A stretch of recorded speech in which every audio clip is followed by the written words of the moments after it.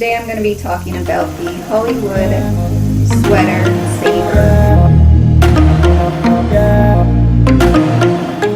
I want to make sure I give credit to Lady Hillary from HollyWood Fashion Secrets. She is the one who I saw the video of, who is promoting this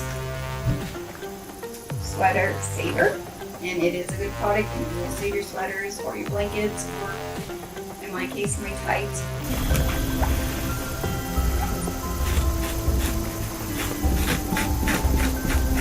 I am putting some pressure onto this end. You can see here, this is where we worked. I was just working on, this is what I did before. This is what I did on camera, working right here. You can see the difference, it's a big difference. Now we're going to try the white pair, just so you can see what this is like. Just a little spot here so you can see.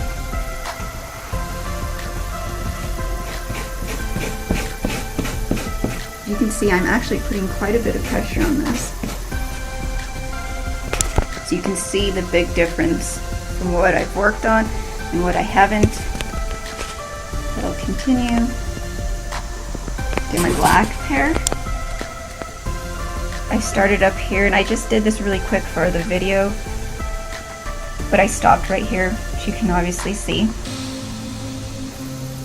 So thank you so much, Hillary, for your video. I found it and it is phenomenal. This product is phenomenal, and I don't say that about many products, so I do stand by this for what I've used it on.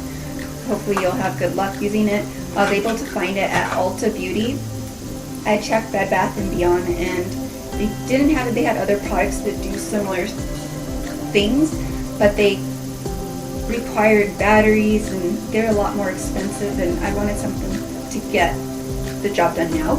And since I'd already seen how this product worked, I wanted this product. So I did end up finding it on the internet as well for a lot cheaper, but I didn't want to really wait.